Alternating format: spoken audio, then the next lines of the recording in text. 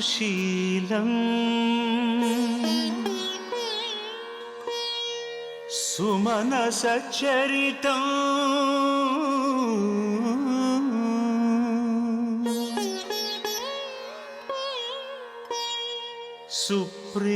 सुप्रेमवन्दितं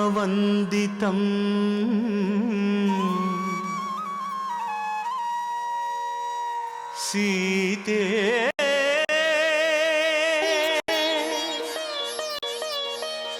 रामकथा हृदयम्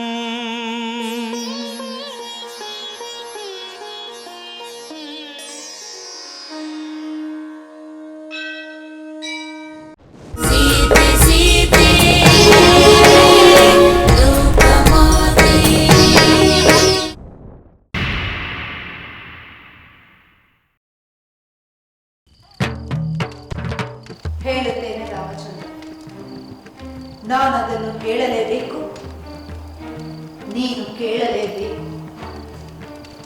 ಆದರೆ ಅದಕ್ಕೆ ಮೊದಲು ಈ ವರಗಳನ್ನು ಪಡೆದ ಪ್ರಸಂಗವನ್ನು ನಿನಗೆ ತಿಳಿಸಬೇಕು. ಯಾವ ಪ್ರಸಂಗ ಮಾತೆ? ಹಿಂದೆ ದೇವಾಸುರ ಯುದ್ಧದ ಸಂದರ್ಭದಲ್ಲಿ ಮಹಾರಾಜರು ದೇವತೆಗಳ ಪರವಾಗಿ ಯುದ್ಧ ಮಾಡಿದರು. ಆಗ ನನ್ನನ್ನು ಅವರ ಜೊತೆಗೆ ಕರೆದುಕೊಂಡು ಹೋಗಿದ್ದರು. ಆದರೆ ಆ ಯುದ್ಧದ ಸಂದರ್ಭದಲ್ಲಿ ಮಹಾರಾಜರು ಶತ್ರುಗಳ ಬಾಣದಿಂದ ಗಾಯಗೊಂಡು ಮೂರ್ಛೆ ಹೋದರು. ಅವರ ಪ್ರಾಣವನ್ನು ನಾನು ರಕ್ಷಿಸಿದೆ. ಅದಕ್ಕೆ ಸುಪ್ರೀತರಾದ ಮಹಾರಾಜರು ನನಗೆ 2 ವರಗಳನ್ನು ಕರುಣಿಸಿದರು. 2 ವರಗಳೇ? ಹೌದು ರಾಮಚಂದ್ರ. ಆ ವರಗಳನ್ನು ನಾನು ಸಮಯ ಬಂದಾಗ ಕೇಳುತ್ತೇನೆ ಎಂದು ಹೇಳಿದ್ದೆ. ಅದನ್ನು ಈಗ ಕೇಳಿದೆ ಅಷ್ಟೇ. ಮಹಾರಾಜರು ವರಗಳನ್ನು ಈಡೇರಿಸಲು ಇಷ್ಟವಿಲ್ಲದೆ ಈ ರೀತಿ ಪರಿತಪಿಸುತ್ತಿದ್ದಾರೆ.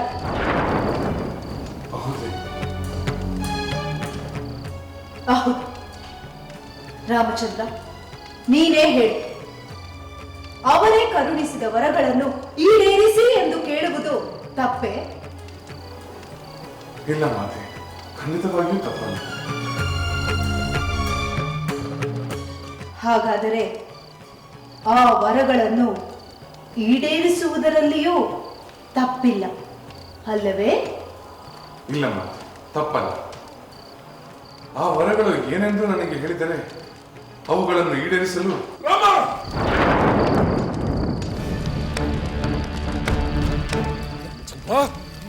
ಬೇಡ ಬೇಡ, ಇದು ಅವಳಿಗೆ ಮಾತ್ರ ವರ. ನನಗೆ, ನಿನಗೆ, ಯಾವನಿಗೆ, ಅಯೋಧ್ಯೆಗೆ ಶಾಪ, ಕ್ರೂರವಾದ ಶಾಪ. ಸಮಾಧಾನ ತಂದುಕೊಳ್ಳಿ, ಉದ್ವಿಗ್ನರಾಗಬೇಡಿ ತಂದೆಯವರೇ. ಸಮಾಧಾನ. ಇಲ್ಲ ರಾಮಚಂದ್ರ, ಇಲ್ಲ.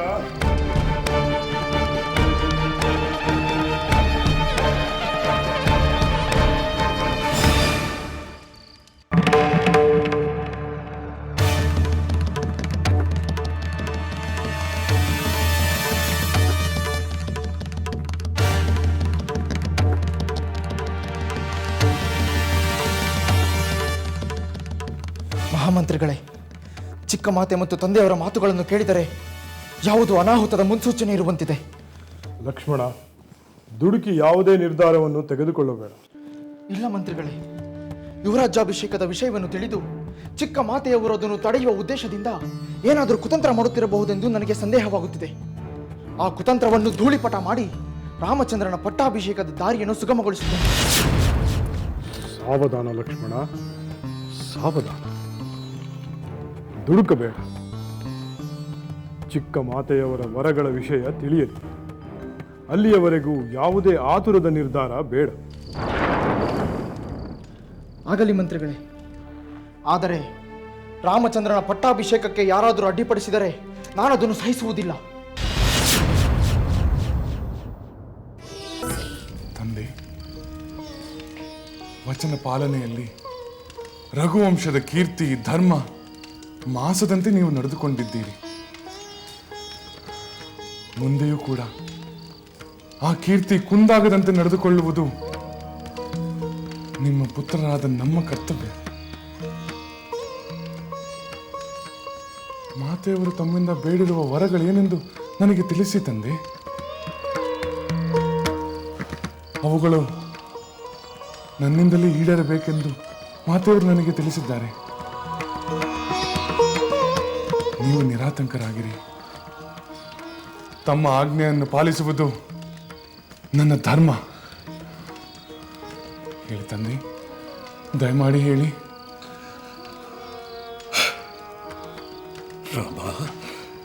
ರಾಮಚಂದ್ರ,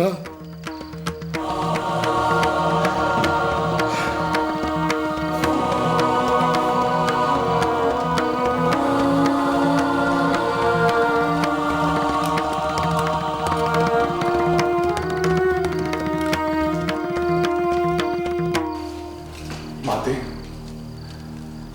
ನನ್ನ ತಂದೆಯವರು ಹೇಳಲಾಗದ ಸಂಕಟ ಪಡುತ್ತಿದ್ದಾರೆ. ನೀವೇ ಹೇಳಿ, ನನ್ನ ತಂದೆಯವರು ನಡೆಸಿಕೊಡಬೇಕಾದ ನಿಮ್ಮ ಅಪೇಕ್ಷೆ ಏನೆಂದು ಹೇಳಿ. ಅದು ಎಷ್ಟೇ ಅಪ್ರಿಯವಾಗಿದ್ದರೂ ಸರಿ, ಅದನ್ನು ಹಿಂಜರಿಯದೆ ನಾನು ನಡೆಸಿಕೊಡುತ್ತೇನೆ.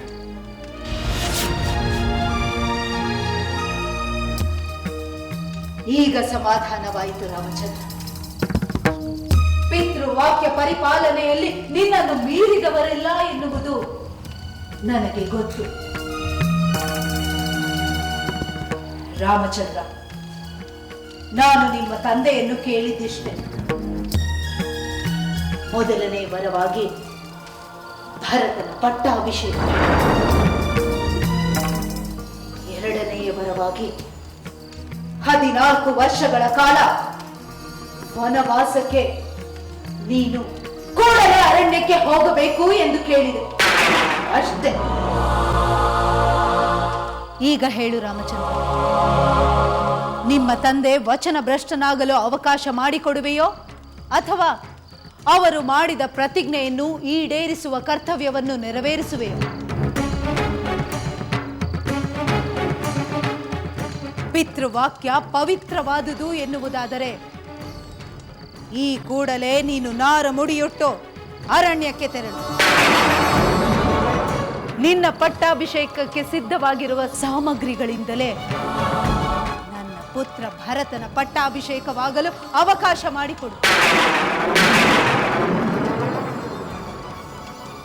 ಚತುರಂಗ ಬಲ ಸಹಿತ ಸಮೃದ್ಧವಾದ ಕೋಸಲ ದೇಶವನ್ನು ನನ್ನ ಪುತ್ರ ಭರತ ನೆಮ್ಮದಿಯಿಂದ ಆಳಲಿ.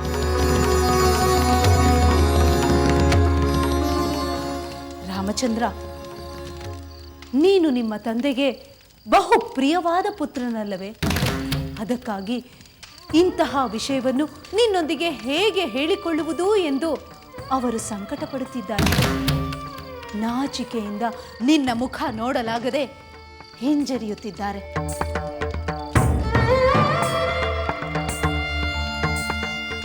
ಅವರ ಮಾತನ್ನು ನಡೆಸಿ ದಶರಥ ಮಹಾರಾಜನ ಪುತ್ರ ಎಂಬ ಕೀರ್ತಿಗೆ ಭಾಜನನಾಗು. ಜಗತ್ತೇ ನಿನ್ನನ್ನು ಪಿತೃವಾಕ್ಯ ಪರಿಪಾಲಕ ಎಂದು ಕೊಂಡಾಡು. ರಾಮಚಂದ್ರ,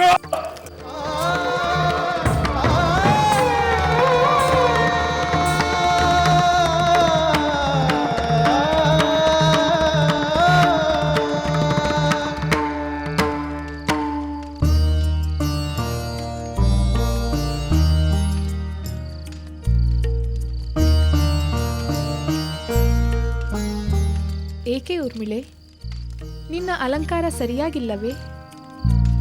ನನ್ನ ಅಲಂಕಾರ ಯುವರಾಣಿಯ ಸಹೋದರಿಯ ಅಲಂಕಾರದ ತಕ್ಕಂತಿದೆ ಎಂದು ನೋಡಿಕೊಳ್ಳುತ್ತಿದ್ದೇನೆ. ಏಕೆ ಸಂದೇಹವೇ? ನೀನೇ ಯುವರಾಣಿಯಂತೆ ಕಾಣುತ್ತಿರುವೆ ಎಂದರೆ ಅತಿಶಯೋಕ್ತಿ ಅಲ್ಲ. ಹೌದೇ?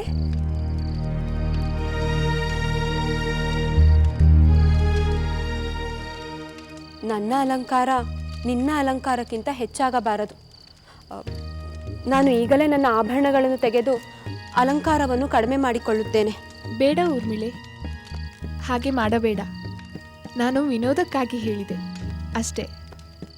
ನೀನು ಯುವರಾಣಿಯ ಸಹೋದರಿಯಾಗಿ ಕಾಣುವುದು ಅಲಂಕಾರದಿಂದಲೋ ಅಥವಾ ನಮ್ಮಿಬ್ಬರ ನಡುವಿನ ಪ್ರೀತಿಯಿಂದಲೋ? ನೀನು ಯುವರಾಣಿಯಾಗಲಿ ಮಹಾರಾಣಿಯಾಗಲಿ ಅಥವಾ ಆಗದಿರಲಿ, ನಮ್ಮಿಬ್ಬರ ಸೋದರಿ ವಾತ್ಸಲ್ಯ ಸುಳ್ಳಾಗುತ್ತದೆಯೇ? ಈ ನಿನ್ನ ಸಹೋದರಿ ಎಂದೂ ತನ್ನ ಅಕ್ಕನನ್ನು ಅನುಸರಿಸಿ ನಡೆಯುತ್ತಾಳಲ್ಲವೇ? ನಿನ್ನ ಪತಿ ನನ್ನ ಪತಿಯನ್ನು ಅನುಸರಿಸಿ ನಡೆಯುತ್ತಾನೆ, ಹಾಗೆ ನೀನು ನನ್ನನ್ನು ಅನುಸರಿಸಿ ನಡೆಯುತ್ತೀಯ. ಅದರಲ್ಲಿ ವಿಶೇಷವಿಲ್ಲ. ಆದರೆ ನಮ್ಮ ಅನ್ಯೋನ್ಯತೆಯನ್ನು ಕಂಡು ಎಲ್ಲರೂ ಮೆಚ್ಚಿದರೆ ಅದೇ ಸಂತೋಷ. ರಾಮ ಲಕ್ಷ್ಮಣ ಎಂಥ ಅಪೂರ್ವ ಸಹೋದರರೆಂದು ಲೋಕವೆಲ್ಲವೂ ಅಭಿಮಾನದಿಂದ ಹೇಳುತ್ತದೆ. ಹಾಗೆಯೇ ಸೀತೆ ಊರ್ಮಿಳೆಯರು ಅಪೂರ್ವ ಸಹೋದರಿಯರೆಂದು ಲೋಕವು ಮೆಚ್ಚಿದರೆ ಅದಕ್ಕಿಂತ ದೊಡ್ಡ ಭಾಗ್ಯ ಇನ್ನಾವುದಿದೆ? ಆ ಭಾಗ್ಯ ನನ್ನದಾಗಿದೆ ಎಂದು ಹೆಮ್ಮೆ ಪಡುತ್ತೇನೆ. ಸಹೋದರಿ, ನೀನು ಯುವರಾಣಿಯಾದ ಮೇಲೆ ಯುವರಾಜರೊಂದಿಗೆ ಪಾಲ್ಗೊಳ್ಳುವ ಪ್ರಜಾಪಾಲನೆಯ ಕರ್ತವ್ಯಗಳಲ್ಲಿ ಭಾಗವಹಿಸಲು ನನಗೂ ಅವಕಾಶ ಇದೆಯಲ್ಲವೇ? ಅದನ್ನು ಕೇಳಬೇಕೆ? ಮೊದಲಿನಿಂದಲೂ ಲಕ್ಷ್ಮಣ ಶ್ರೀರಾಮಚಂದ್ರರ ನೆರಳಿನಂತೆ ಅನುಸರಿಸಿ ನಡೆಯುತ್ತಿದ್ದಾನೆ. ಶ್ರೀರಾಮಚಂದ್ರರು ಯುವರಾಜರಾದ ಮೇಲೂ ಲಕ್ಷ್ಮಣ ಆ ಕರ್ತವ್ಯವನ್ನು ಮರೆಯುತ್ತಾನೆಯೇ? ನಾನು ನನ್ನ ಪತಿಯನ್ನು ಅನುಸರಿಸುವಂತೆ ನೀನು ನಿನ್ನ ಪತಿಯನ್ನು ಅನುಸರಿಸು.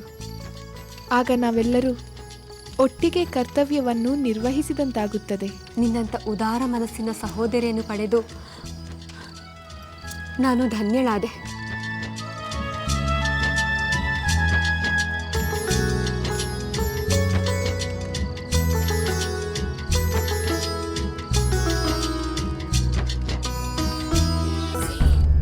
ತಂದೆ, ತಮ್ಮ ಈ ವ್ಯಾಕುಲವನ್ನು ಬಿಡಿ. ತಮ್ಮ ವಚನ ಪಾಲನೆಯ ಸದಾವಕಾಶ ನನಗೆ ದೊರೆಯಿತೆಂದು ನಾನು ಹೆಮ್ಮೆ ಪಡುತ್ತೇನೆ. ರಘುವಂಶದವರಿಗೆ ಕೊಟ್ಟ ವಚನವನ್ನು ಪಾಲಿಸುವುದು ಯಾವುದೇ ಪದವಿಯ ಅಧಿಕಾರಗಳಿಗಿಂತ ಶ್ರೇಷ್ಠವಾದದ್ದು. ತಂದೆ, ಪಿತೃವಾಕ್ಯ ಪರಿಪಾಲನೆಗಿಂತ ಪರಮ ಪವಿತ್ರವಾದ ಕರ್ತವ್ಯ ನನಗೆ ಬೇರೆ ಯಾವುದೂ ಇಲ್ಲ. ಅದೇ ನನಗೆ ಅತ್ಯಂತ ಸಂತೋಷ ಕೊಡುವುದು. ತಾವು ಸಮಾಧಾನ ತಂದುಕೊಳ್ಳಿ ತಂದೆ, ಸಮಾಧಾನ ತಂದುಕೊಳ್ಳಿ. ರಾಮಚಂದ್ರ, ನೀನು ನಿನ್ನ ತಂದೆಯನ್ನು ಸಾಂತ್ವನಗೊಳಿಸುವುದೇ ಮುಖ್ಯವಾಯಿತಲ್ಲವೇ?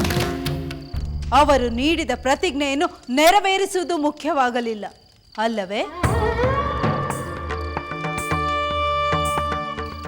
ಕೋಪಿಸಿಕೊಳ್ಳಬೇಡಿ ರಾಮಚಂದ್ರ, ಬೇಗನೆ ನಿನ್ನ ನಿರ್ಧಾರವೇನೆಂದು ತಿಳಿಸು. ಹೇಳುತ್ತೇನೆ ಮಾತೆ. ತಂದೆಯವರ ಪ್ರತಿಜ್ಞಾ ವಚನವನ್ನು ಪಾಲಿಸುವ ಸಲುವಾಗಿ ನಾನು ಅರಣ್ಯವಾಸ ಮಾಡುತ್ತೇನೆ. ಅದರಲ್ಲಿ ಯಾವ ಸಂದೇಹವೂ ಇಲ್ಲ.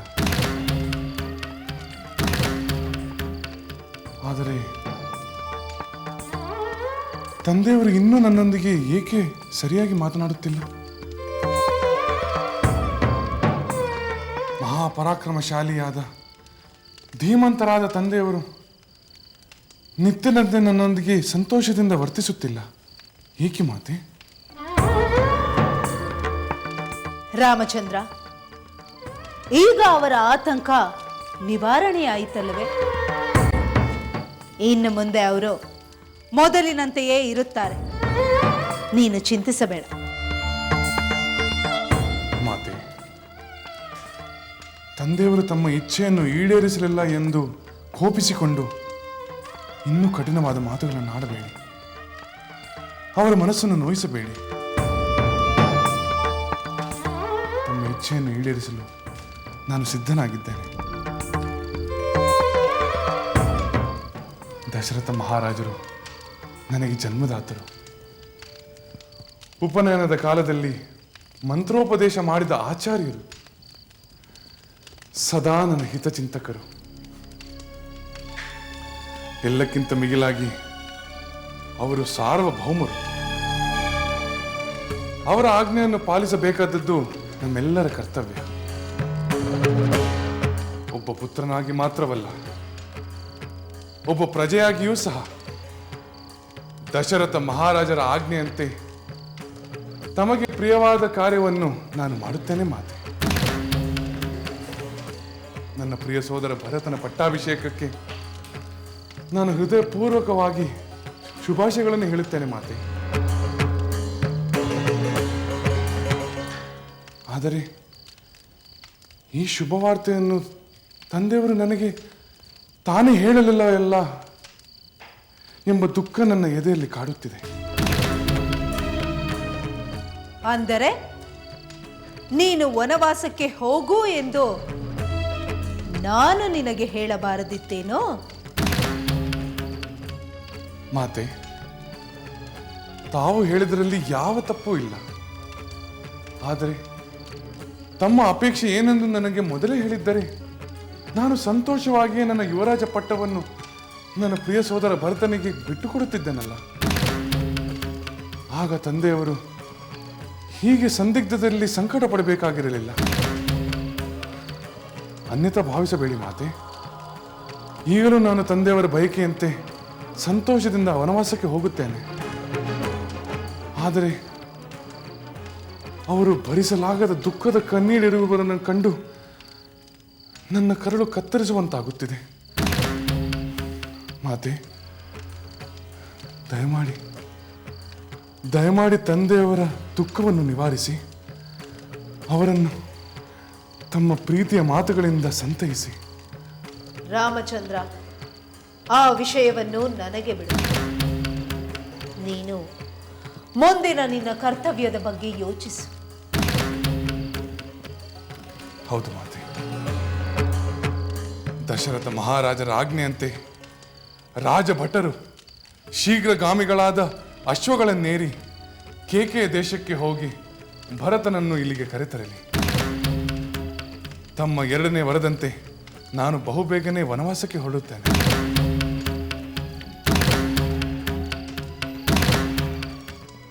ಬಹಳ ಸಂತೋಷ ರಾಮಚಂದ್ರ. ನಿನ್ನ ಸೂಚನೆಯಂತೆ ರಾಜಭಟರನ್ನು ಕೂಡಲೇ ಕೇಕೆಯ ದೇಶಕ್ಕೆ ಕಳುಹಿಸಿ ನಿನ್ನ ಸಹೋದರ ಭರತನನ್ನು ಕರೆತರುವಂತೆ ಹೇಳುತ್ತೇನೆ. ನೀನು ಆದಷ್ಟು ಬೇಗ ಅರಣ್ಯಕ್ಕೆ ತೆರಳು. ರಾಮಚಂದ್ರ, ನಿಮ್ಮ ತಂದೆಯವರು ನಿನ್ನೊಂದಿಗೆ ಮಾತನಾಡುತ್ತಿಲ್ಲವೆಂದು ನೀನು ಚಿಂತಿಸಬೇಡ. ಅದಕ್ಕೆ ಕಾರಣ ಅವರ ನಾಚಿಕೆ. ನೀನು ಕಾಡಿಗೆ ಹೋದ ನಂತರ ನಿಮ್ಮ ತಂದೆಯವರ ದುಃಖ ತಾನಾಗಿಯೇ ಕರಗಿ ಹೋಗುತ್ತದೆ. ಆದರೆ ಮಾತೆ, ರಾಮಚಂದ್ರ, ನೀನು ಅಯೋಧ್ಯೆಯನ್ನು ತ್ಯಜಿಸಿ ಕಾಡಿಗೆ ಹೋಗುವವರೆಗೂ ನಿಮ್ಮ ತಂದೆ ಸ್ನಾನಾದಿಗಳನ್ನು ಮಾಡುವುದಿಲ್ಲ, ಅನ್ನಪಾನವನ್ನು ಸ್ವೀಕರಿಸುವುದಿಲ್ಲ. ಹಾಗಾಗಿ ನೀನು ಆದಷ್ಟು ಬೇಗ ಅರಣ್ಯಕ್ಕೆ ಹೋಗಬೇಕು. ಹಾಗೆ ಮಾಡಿದರೆ ಅವರಿಗೆ ದೊಡ್ಡ ಉಪಕಾರವನ್ನು ಮಾಡಿದಂತಾಗುತ್ತದೆ. ಆಗಲಿ ಮಾತೆ. ನನ್ನ ತಂದೆಯವರಿಗೆ ಒಳ್ಳೆಯದಾಗುವುದಾದರೆ ನಾನು ನನ್ನ ಪ್ರಾಣವನ್ನೇ ಅರ್ಪಿಸಲು ಸಿದ್ಧನಾಗಿದ್ದೇನೆ. ಆದರೆ ನಾನು ಇಲ್ಲಿಂದ ಹೊರಡುವ ಮೊದಲು ನಿಮ್ಮಲ್ಲಿ ನನ್ನದೊಂದು ಕೋರಿಕೆ ಇದೆ.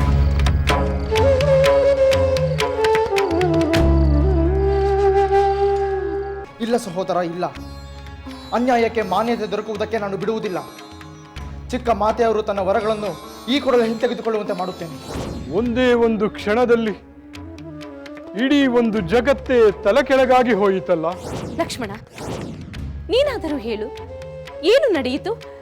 ನೀವಿಬ್ಬರು ಏಕೆ ಹೀಗಿದ್ದೀರಿ? ಇಲ್ಲ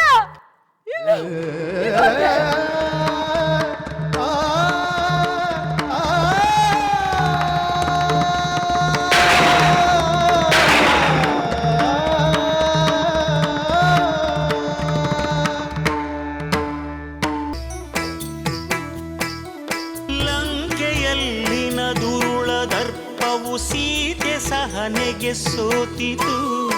ಅಂಕೆ ಇರದ ಅಸುರ ಕುಲವು ರಾಮ ಬಾಣಕ್ಕೆ ಅಡಗಿತು. ದೂರವಿರಲಿ ಸನಿಹವಿರಲಿ ರಾಮ ಹೃದಯ ನಿವಾಸಿನಿ. ಯುಗವು ಯುಗವು ಸಾಗಲಿ ಅಕಳಂಕ ಪ್ರೇಮ ಪ್ರಬೋಧಿನಿ. ಅಮರ ಗಾಧೆ ಧರಣಿ ಜಾತೆ ಸಾಧ್ವೆ ಸೀತೆ ಸುಚರಿತೆ. ಸಹನ ಶಕ್ತಿ ಪ್ರೀತಿಯ ಭಕ್ತಿ ಲೋಕಮಾನ್ಯ ವಂದಿತೆ